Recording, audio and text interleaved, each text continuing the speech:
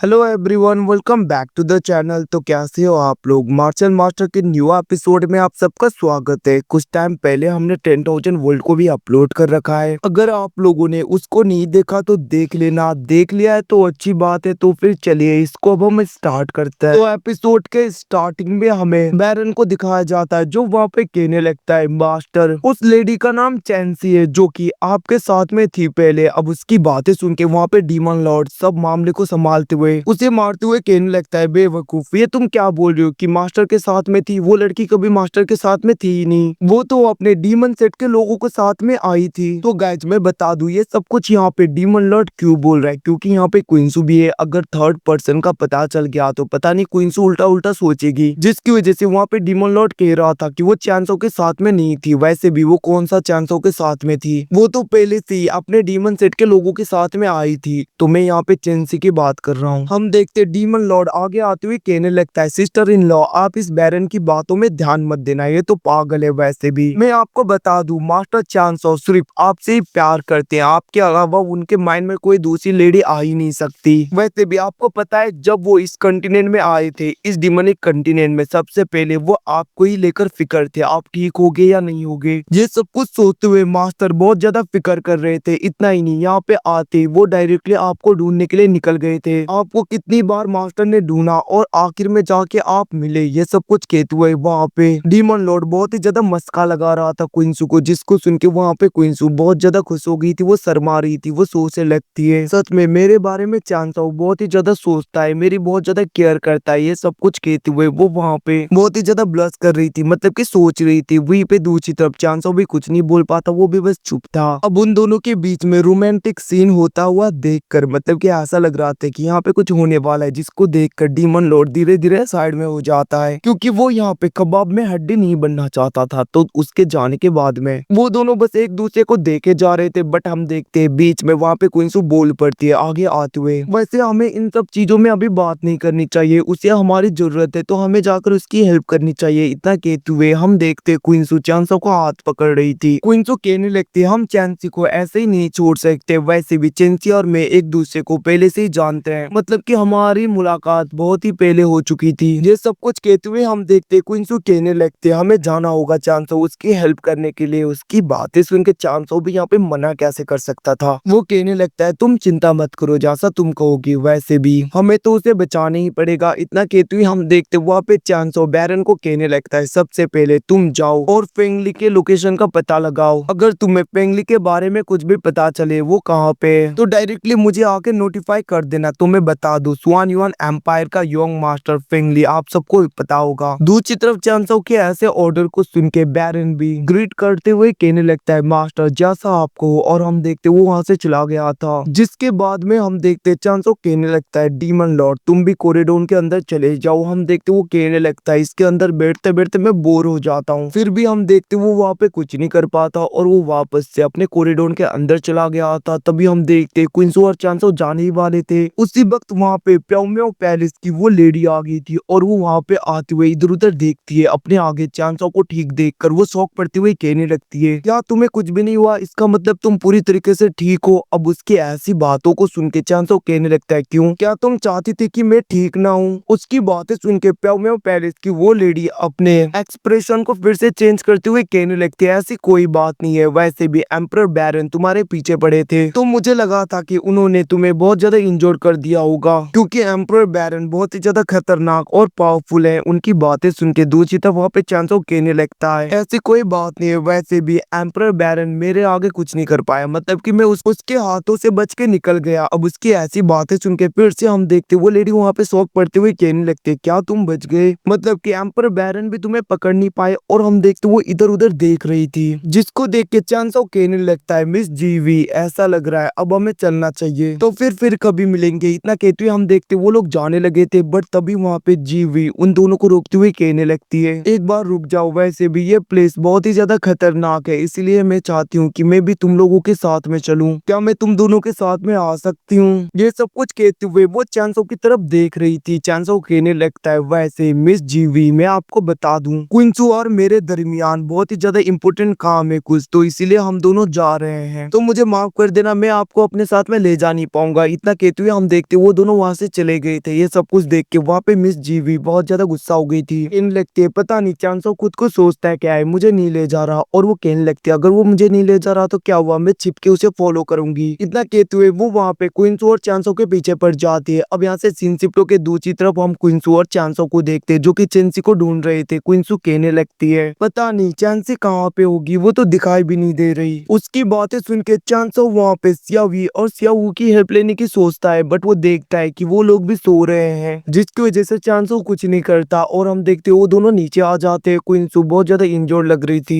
पिछले बैटल की भी वजह से, जिसकी वजह से चांसो कहने लगता है क्यों ना तुम 7 कलर फ्रूट को ट्राई करो, उस स्प्रिट फ्रूट को। क्विंसू भी उनमें से एक को पूरी तरीके से एब्जॉर्ब करती है, जिसकी वजह से उसके इंजरी हील हो गए थे और उसकी स्ट्रेंथ और ज्यादा बढ़ जाता है। और हम देखते वो दोनों फिर से वहाँ पे चेंसी को ढूंढने के लिए जाने लगे थे। चांसो कहने लगता है सच में मानना पड़ेगा, इस स्पीड फ्रूट की एनर्जी बहुत ज्यादा है, तुमने थोड़ा सा कंज्यूम किया और देखो तुम्हारा लेवल अप भी हो गया। बट हम देखते वहाँ पे चांसो सोचने लगता है बट इसका इफेक्ट मेरे बॉडी के अंदर ज्यादा नहीं पड़ता। ऑर्डिनरी ह्यूमन जितना कंज्यूम कर सकते हैं उससे मुझे बहुत ही ज्यादा करना पड़ता है, जिसकी वजह से मेरा ब्रेक थ्रू होता है। ये सब कुछ कहते हुए वो लोग फिर से आगे की तरफ बढ़ रहे थे। वहीं पे दूसरी तरफ हम देखते हैं जीवी उन दोनों के पीछे आ रही थी। वो भी बहुत ज्यादा थक जाती है, उसके स्पिरिचुअल एनर्जी बहुत ही ज्यादा डाउन हो गया था। वो कहने लगते हैं आखिरकार ये दोनों इतनी आसानी से इतने लॉन्ग डिस्टेंस तक अपनी एनर्जी को कंडेंस करके कैसे जा रहे हैं। ये सब कुछ वो वहाँ पे सोच ही रही थी, तभी उसे याद आता है कि जरूर इन लोगों ने स्पिरिचुअल फ्रूट को कंज्यूम किया होगा। ये सब कुछ कहते हुए वहाँ पे जूवी भी एक स्पिरिचुअल फ्रूट को पूरी तरीके से कंज्यूम करती है, जिसके बाद में उसकी स्पिरिचुअल एनर्जी फिर से रिफिल हो गया था पूरा।